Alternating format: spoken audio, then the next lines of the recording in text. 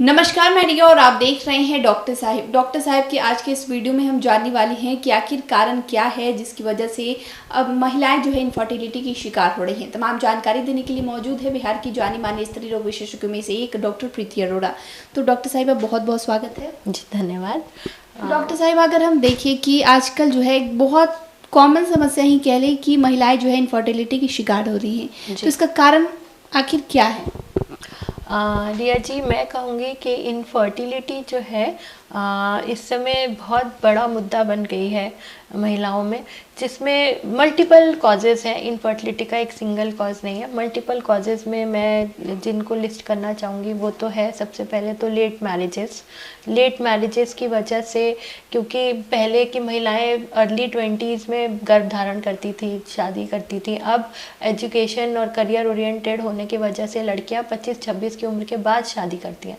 तो डेफिनेटली जब तक वो अपना मन बनाती हैं और प्रेगनेंसी प्लान करती हैं तब तक वो 30 को छूने लगती हैं।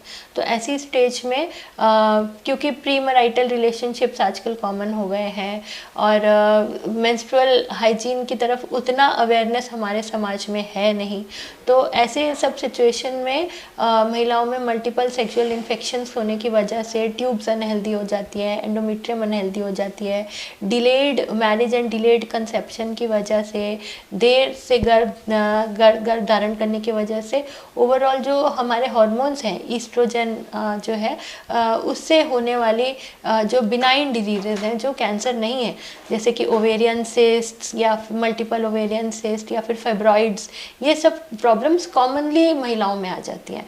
और इनफर्टिलिटी जो होती है यूजुअली उसमें कारण सिर्फ एक नहीं होता है, मेल फीमेल दोनों सबसे पहले इम्पॉर्टेंट है। तो मेल पार्टनर की भी जांच जरूर कराएं, क्योंकि कई बार ऐसा होता है कि हम लोग फीमेल को ही दोषी मानते रहते हैं बट कल्प्रिट कोई और होता है। कल्प्रिट तो क्या ही है, मतलब कि चिकित्सा की ज़रूरत किसी और को है, और इसीलिए मेल पार्टनर जब भी आप जांच के लिए जाएं तो दोनों मिलकर जाएं।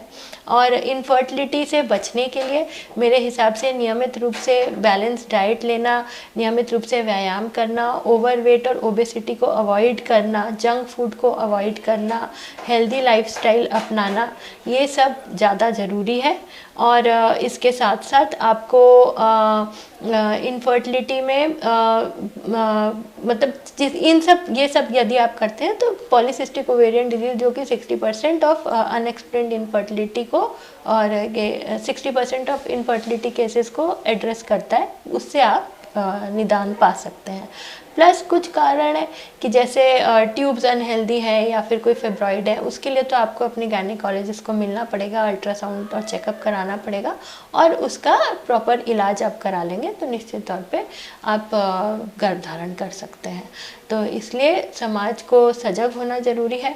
और अगर इनफर्टिलिटी है तो उसमें कई बार दवाओं के माध्यम से ही गर्भ धारण कर लेते हैं, और अगर उसमें मेल फैक्टर इन्वॉल्व हैं तो यूरोलॉजिस्ट को कंसल्ट करें। और अगर स्टेज वाइज है इसका ट्रीटमेंट, जिस भी कारण से होगा उसका निदान पाया जाएगा, बट आपको सही डॉक्टर को जाना है। आजकल ART यानी आर्टिफिशियल रिप्रोडक्टिव टेक्निक्स आ गई हैं, IVF प्रेगनेंसी आ गई है, आजकल जगह जगह रेप्यूटेड IVF सेंटर्स आ गए हैं, जिससे आप अपने ही गर्भ द्वारा बच्चे को जन्म दे सकते हैं। तो इन सब सुविधाओं का फ़ायदा उठाना चाहिए और निराशा की तरफ नहीं जाके इस साइंस का सही उपयोग करना चाहिए। धन्यवाद। तो आपने सुना कि जिस तरीके से इनफर्टिलिटी की रेट बढ़ रही है उसमें महिलाएं क्या क्या कर सकती हैं। तमाम जानकारी आपको कैसी लगी हमें कमेंट कर ज़रूर बताएं। चैनल को सब्सक्राइब कर ले, फेसबुक पेज को लाइक कर ले। वीडियो देखने के लिए आपका शुक्रिया।